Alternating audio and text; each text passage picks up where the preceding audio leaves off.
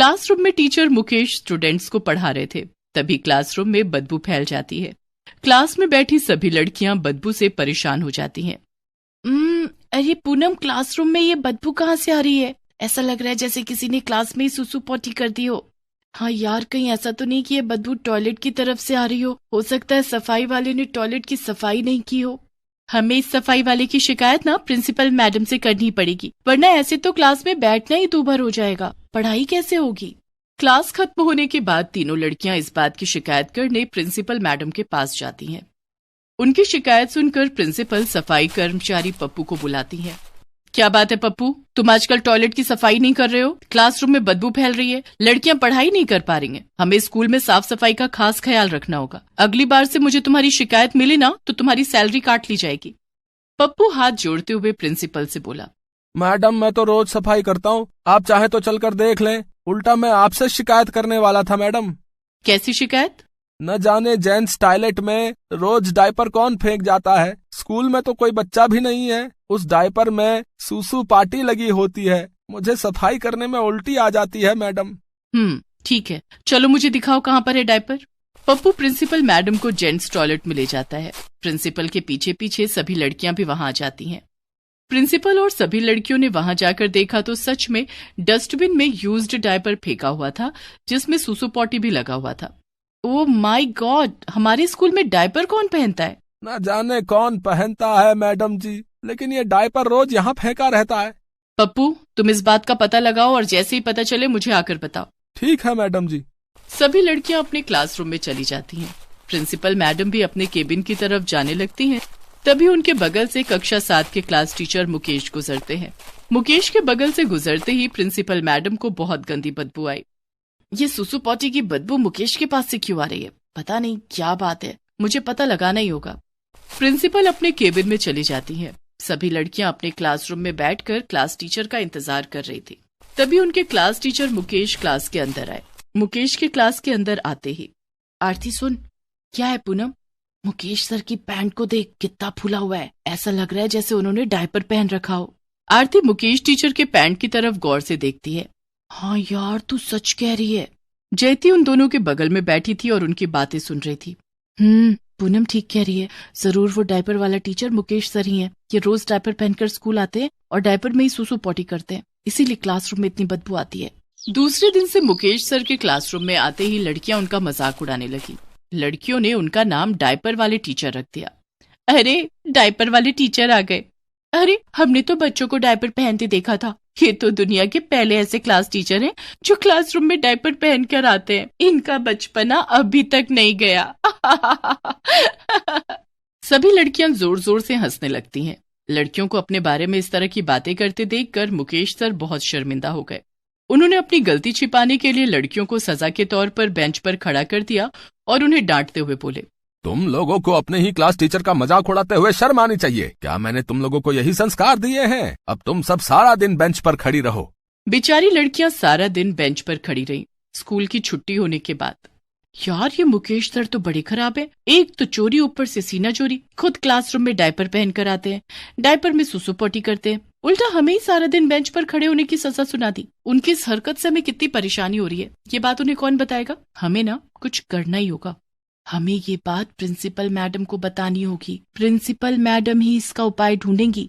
लेकिन principal madam हमारी बात पर विश्वास कैसे करेंगी? अगर उन्होंने हमारी बात नहीं मानी तो उन्हें ये बात बताने से पहले हमें इस बात का सबूत इकट्ठा करना होगा कि मुकेश सर ही डायपर वाले टीचर हैं। हम ऐसे ही किसी पर आरोप नहीं लगा सकते। तो ठीक है, क्लास खत्म होने के बाद हम सब पप्पू के पास चलेंगे। जयती और पूनम दोनों एक साथ बोलती हैं, ठीक है। क्लास खत्म होने के बाद तीनों लड़कियां सफाई कर्मचारी पप्पू के पास जाती हैं। पप्पू, तुम्हें हमारा एक काम करना होगा। कैसा काम बिटिया? हमें शक है कि हमारी class teacher Mukesh sir diaper पहनते हैं। तुम्हें इस बात का पता लगाना होगा। बेचारी लड़कियां सारा दिन बेंच पर खड़ी रहीं स्कूल की छुट्टी होने के बाद। यार ये मुकेश सर तो बड़े खराब है। एक तो चोरी, ऊपर से सीना चोरी, खुद क्लासरूम में डायपर पहन कर आते हैं, डायपर में सुसु पोटी करते हैं, उल्टा हमें ही सारा दिन बेंच पर खड़े होने की सजा सुना दी। उनकी इस हरकत से हमें कितनी परेशानी हो रही है, ये बात उन्हें कौन बताएगा? हमें ना कुछ करना ही होगा। हमें ये बात प्रिंसिपल मैडम को बतानी होगी। प्रिंसिपल मैडम ही इसका उपाय ढूंढेंगी। लेकिन प्रिंसिपल मैडम हमारी बात पर विश्वास कैसे करेंगी? अगर उन्होंने हमारी बात नहीं मानी तो उन्हें ये बात बताने से पहले हमें इस बात का सबूत इकट्ठा करना होगा कि मुकेश सर ही डायपर वाले टीचर हैं। हम ऐसे ही किसी पर आरोप नहीं लगा सकते। तो ठीक है, क्लास खत्म होने के बाद हम सब पप्पू के पास चलेंगे। जयती और पूनम दोनों एक साथ बोलती हैं। ठीक है। क्लास खत्म होने के बाद तीनों लड़कियां सफाई कर्मचारी पप्पू के पास जाती हैं। पप्पू, तुम्हें हमारा एक काम करना होगा। कैसा काम बिटिया?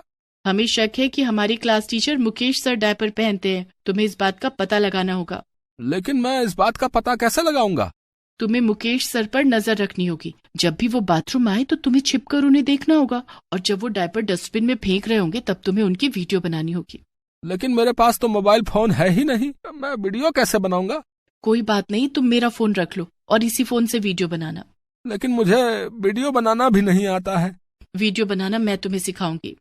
जयती पप्पू को अपना मोबाइल फोन देती है और उसे वीडियो बनाना सिखाती है। उसके बाद सभी लड़कियां क्लासरूम में चली जाती हैं। मुझे तो मुकेश सर पर ही शक है। हाँ यार, उनके क्लास में आते ही बदबू फैल जाती है। उधर पप्पू अब जेंट्स टॉयलेट के बाहर हर वक्त खड़ा रहता और मुकेश सर पर नजर रखने लगा। मुकेश सर इधर ही आ रहे हैं, मुझे आज इनकी वीडियो बनानी ही होगी। हाँ। पप्पू टॉयलेट के बाहर खड़ा था और मुकेश सर फुर्ती से टॉयलेट के अंदर चले जाते हैं। पप्पू टॉयलेट के बाहर से उन्हें छिपकर देख रहा था। उस दिन सचमुच पप्पू ने मुकेश सर को अपना यूज्ड डायपर डस्टबिन में फेंकते हुए देख लिया। पप्पू ने मुकेश सर का डायपर डस्टबिन में फेंकते हुए वीडियो बना लिया। उसके बाद जब स्कूल की छुट्टी हो गई तब पप्पू, पूनम, आरती और जयती के पास गया और बोला, बिटिया तुम लोग ठीक कह रहे थे, मुकेश सर डायपर पहनकर स्कूल आते हैं। क्या आपने उन्हें डायपर फेंकते हुए देखा? हाँ, सिर्फ देखा ही नहीं, मैंने वीडियो भी बना लिया है। हाँ। पप्पू उन लड़कियों को वो वीडियो दिखाता है जिसमें मुकेश सर डस्टबिन में अपना यूज डायपर फेंक रहे थे। हमारा शक सही निकला। अब हमें ये सबूत कल प्रिंसिपल मैडम को दिखाना होगा। हाँ, हम ऐसा ही करेंगे। रोज रोज हमें कितनी बदबू बर्दाश्त करनी पड़ती है, लेकिन उससे पहले हमें मुकेश सर को रियलाइज करवाना होगा कि वो कितना गलत कर रहे हैं, विद्या के मंदिर में गंदगी फैला रहे हैं। दूसरे दिन तीनों लड़कियां स्कूल आईं और क्लासरूम में जाकर बैठ गई। कुछ देर के बाद मुकेश सर क्लास में आए। उन्हें देखकर तीनों लड़कियां आपस में खुसुर फुसुर करने लगी।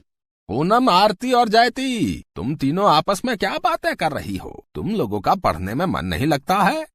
सर, हमारा पढ़ने में तो बहुत मन लगता है, लेकिन जैसे ही आप क्लासरूम के अंदर आते हैं ना जाने कहां से बदबू का झोंका आता है और हमारा ध्यान भटक जाता है। क्या कहना चाहती हो तुम? मेरे आने से बदबू आती है? हाँ सर, बहुत गंदी बदबू आती है और ये बदबू पूरी क्लास महसूस करती है। क्यों लड़कियों, मैं ठीक कह रही हूँ ना? हाँ। तुम लोग कितनी बदतमीज हो। अपने टीचर के साथ ऐसा व्यवहार करना तुम्हें शोभा देता है? और आप जो कर रहे हैं वो एक टीचर को करना शोभा देता है क्या? मैं क्या कर रहा हूँ? मैंने ऐसा क्या कर दिया है? वो तो आपको प्रिंसिपल मैडम बताएंगी। तभी सभी लड़कियां प्रिंसिपल मैडम से मिलने उनके कमरे में पहुंची। क्या बात है जयती, आरती, पूनम, तुम सब लड़कियां आज पढ़ाई छोड़कर यहाँ कैसे? मैडम, हमें पता चल गया है कि हमारी क्लास में गंदी बदबू कहाँ से आती है और डायपर पहनकर स्कूल कौन आता है। कौन है वो? मुकेश सर। अपने क्लास टीचर पर इतना गंदा आरोप लगाने से पहले कुछ सोच लो। अगर ये आरोप गलत निकले तो तुम लोगों को स्कूल से निकाला जा सकता है। मैडम, हम ये आरोप यूं ही नहीं लगा रहे हैं, हमारे पास इस बात का पक्का सबूत है। कैसा सबूत? जयती प्रिंसिपल मैडम को वो वीडियो दिखाती है जिसमें मुकेश सर डस्टबिन में अपना यूज्ड डायपर फेंकते हुए कैमरे में कैद हो गए थे। ओह, तो ये बात है। ठीक है, तुम लोग जाओ, मैं देखती हूँ। सभी लड़कियां क्लासरूम में चली गईं। उसके बाद प्रिंसिपल मैडम ने मुकेश सर को अपने केबिन में बुलाया। यस मैडम, आपने मुझे बुलाया? हाँ, अंदर आइए मुकेश जी। जी मैडम। मुकेश सर कुर्सी पर बैठने वाले थे कि प्रिंसिपल मैडम ने उन्हें खड़ा रहने के लिए कहा। नहीं, आप खड़े रहिए। मुकेश सर को बहुत बेइज्जती महसूस हुई, लेकिन उन्होंने कुछ नहीं कहा। मुकेश जी, आप स्कूल में डायपर पहनकर आते हैं और उसी में सुसु पॉटी करते हैं। इस गंदी हरकत के लिए आपको 1 सप्ताह के लिए सस्पेंड किया जाता है। नहीं मैडम, ये झूठ है। मैं डायपर नहीं पहनता हूँ। अच्छा, तो ये क्या है? प्रिंसिपल मैडम ने टीचर मुकेश को डस्टबिन में यूज डायपर फेंकते हुए उनका वीडियो दिखाया। वीडियो देखते ही टीचर मुकेश के तो होश ही उड़ गए। मुझे माफ कर दीजिए मैडम, दरअसल मेरा पेट हमेशा खराब रहता है, मुझे बार बार टॉयलेट जाना पड़ता था, इसलिए मैंने डायपर पहनना शुरू कर दिया था। आपको पता है आपकी इस हरकत से स्कूल के स्टूडेंट्स पर क्या असर पड़ेगा? हम बच्चों को स्वच्छ रहना क्या इसी तरह से सिखाएंगे? सॉरी मैडम, आगे से ऐसा नहीं होगा। आप 1 सप्ताह की छुट्टी लीजिए और किसी अच्छे डॉक्टर से अपने पेट का इलाज कराइए, नहीं तो हमें जबरन आपको सस्पेंड करना पड़ेगा। ठीक है मैडम। टीचर मुकेश ने 1 सप्ताह की छुट्टी ली और डॉक्टर के पास जाकर अपना इलाज करवाया। 1 सप्ताह के बाद जब टीचर मुकेश स्कूल आए, क्लासरूम में आते ही उन्होंने सभी बच्चों को कहा, बच्चों, मेरी वजह से तुम लोगों को बहुत परेशानी हुई है। हो सके तो मुझे माफ कर देना। मैंने अपने पेट का इलाज करा लिया है और अब मैं कभी भी डायपर पहनकर स्कूल नहीं आऊंगा। मुकेश ने प्रिंसिपल मैडम और सफाई कर्मचारी पप्पू से भी अपनी गलती की माफी मांगी।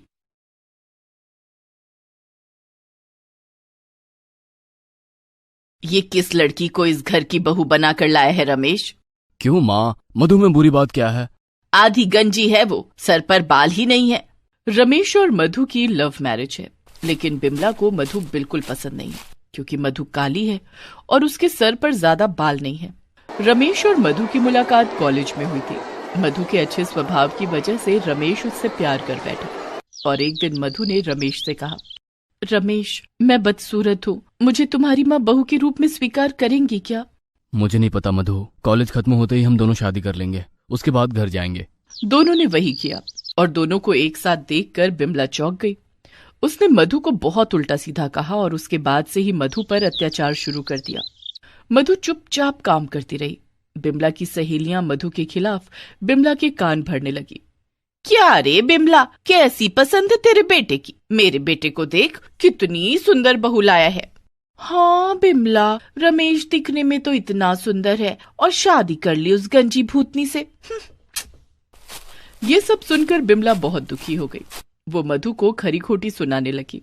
ए मधु की बच्ची, मेरे बेटे को क्यों फंसाए रे तूने? हाँ, मैंने कुछ नहीं किया माँ जी, हम दोनों बस एक दूसरे से प्यार कर बैठे। तेरे प्यार के चक्कर में मेरा बेटा बर्बाद हो गया ना। तेरे सर पर तो बाल तक नहीं है। इसमें मैं क्या करूँ माँ जी, मेरे सर पर बचपन से ही बाल कम है, ये भगवान का दिया हुआ है। तुझ में ही कोई खोट होगी, इसीलिए तो भगवान ने तुझे बाल नहीं दिए। मधु दुखी होकर रोने लगी। शाम को रमेश ऑफिस से लौटा और मधु को रोते हुए देखकर बोला, मत रो मधु, तुम्हें पता तो है कि माँ कैसी है। वो सब छोड़ो, मैं कल ऑफिस के काम से बाहर जा रहा हूँ, जरा मेरा बैग पैक कर दो। मधु ने रमेश का बैग पैक कर दिया, लेकिन अगले दिन जो हुआ उसके बारे में किसी ने सपने में भी नहीं सोचा था। रमेश गाड़ी में बैठकर जा रहा था। इतने में सामने से आ रही एक बस ने रमेश की गाड़ी को धक्का मार दिया।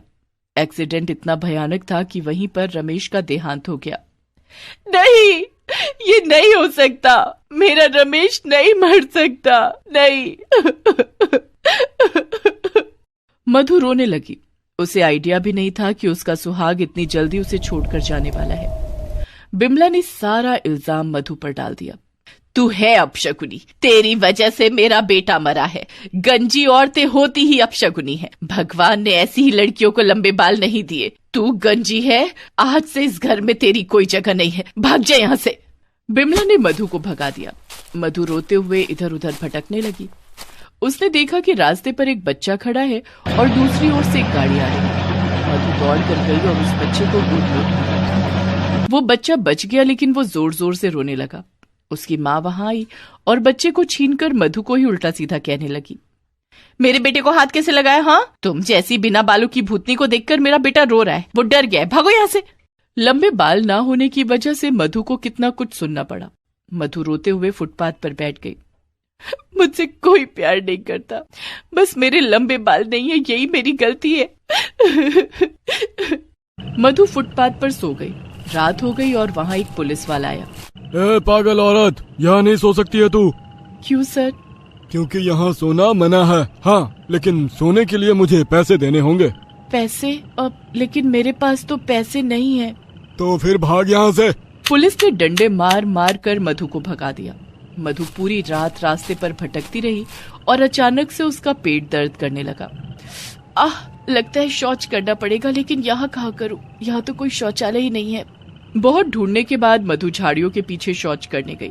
काम खत्म करके वो धोने के लिए एक तालाब के पास गई तो उसने देखा कि एक बच्ची तालाब के पानी में डूब रही है।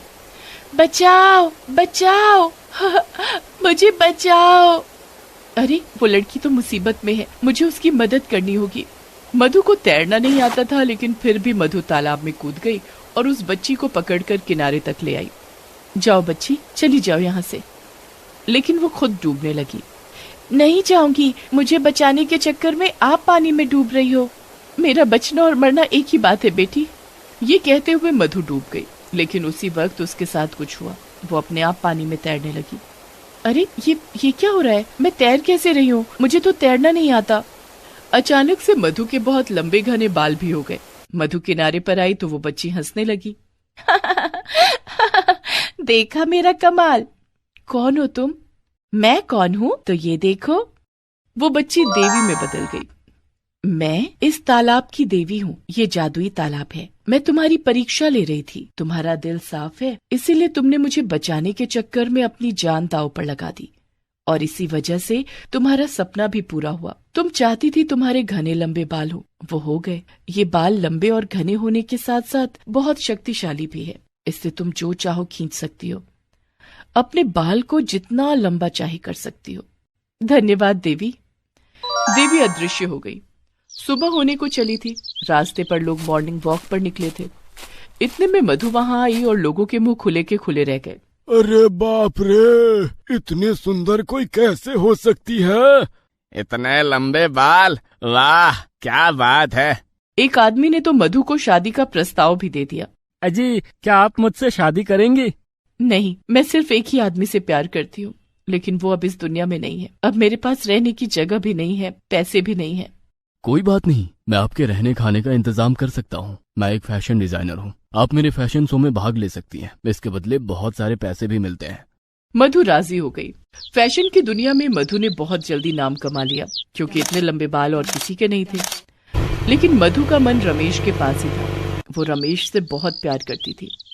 उधर बिमला की हालत बद से बदतर हो रही थी। उसे खाने को नहीं मिलता था। खाने के लिए वो अपनी सहेलियों से मदद मांगने लगी, लेकिन सभी ने मुंह फेर लिया। बिमला ने कहा, अच्छा, मैं तुम लोगों को अपना समझती थी, लेकिन तुम लोगों ने बुरे वक्त पर मेरा साथ छोड़ दिया। बिमला घर छोड़कर बाहर रास्ते पर भीख मांगने लगी।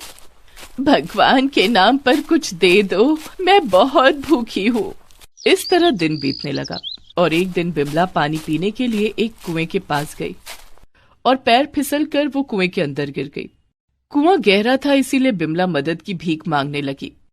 बचाओ, बचाओ, मुझे कोई बचाओ। और उसी वक्त मधु उसी रास्ते से अपनी गाड़ी में बैठकर कहीं जा रही थी। अरे, अब ये आवाज तो जानी पहचानी है। मधु गाड़ी से उतरी और कुएं के पास गई। अरे माँ जी, आप अंदर कैसे गिर गई? मुझे बचा लो बहू, मुझे बचाओ। मधु ने अपना बाल कुएं के अंदर फेंक दिया और बिमला ने बाल पकड़ लिया। मधु अपने बालों की मदद से खींचकर बिमला को बाहर ले आई। बिमला रो पड़ी। मुझे माफ कर दो बहू, मैंने तुम्हारे साथ बहुत बुरा किया। आज तुम्हारे पास सब कुछ है, लेकिन मेरे पास कुछ नहीं है। आपके पास मैं हूँ माँ जी।